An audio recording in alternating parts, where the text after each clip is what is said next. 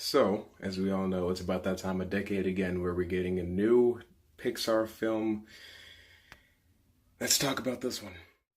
It's common knowledge by this point that Incredibles 2 is right around the corner, and I decided that instead of just griping in private with my friends about why I'm not excited for it, I'll talk to you guys about it.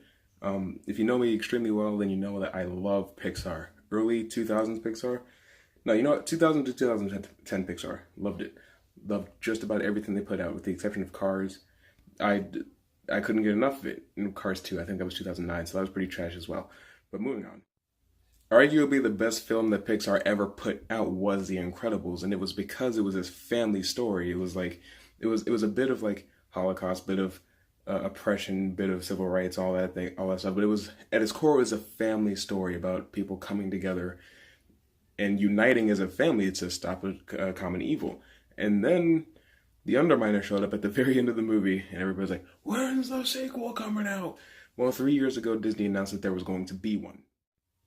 And ever since later that exact year, I've been less than enthused about this movie. Pixar in general has been a little lackluster in the last few years. The last good movie they put out was Inside Out. I didn't like Finding Dory. I didn't like Cars 3. Good Dinosaur was dull. And beyond that, it's like, oh, Coco. Yeah, forgot about Coco. Didn't see it because I've already seen Book of Life. I didn't feel like I needed to watch it. And I know you're going to throw it at me in the comments. They're not the same movie. I don't care. Okay, I just wasn't interested in Coco, and it's not because I hate Mexicans.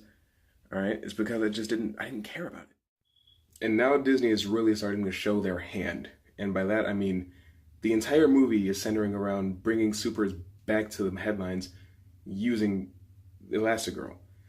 I don't care about Elastigirl. She's not why I watched the movie. I watched it because Mr. Incredible. It's called The Incredibles because it's Mr. Incredible's family. What are you going to call the next one? The Elastics? It's not about Elastigirl. It's about Mr. Incredible. But Mr. Incredible is a stay-at-home dad now, teaching Dash how to do math. And that's indicative to the greater problem at Disney. It's apparent across Pixar, Star Wars, Marvel Comics, everything Disney has a hand in, that they have this obnoxious need to push an LGBTQ, feminist, leftist agenda where if you're a man you're stupid, if you're not gay you're stupid. And I wouldn't have a problem with the representation if it were kept out of the things that were already established. If this was already about a white man, don't change that. Come up with a new product, make a new IP, have a Cinder a woman, make it a Pixar movie. I don't care. I liked Inside Out and the protagonist was a woman.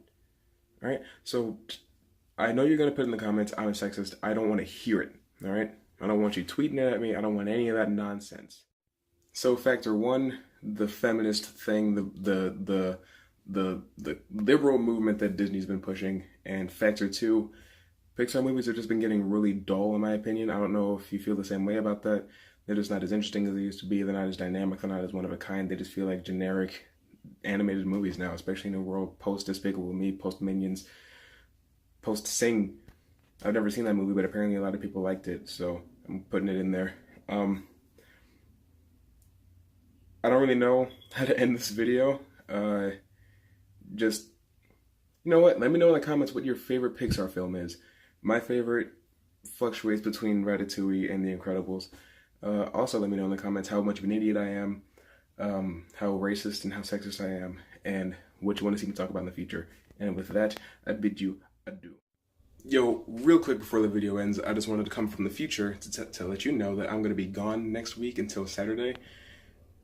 I didn't want my channel to be empty that entire time, but unfortunately I couldn't get away for content to be continuously uploaded while I'm gone, but I did make a bunch of videos. I'm going to drop a couple tonight and the rest in the morning.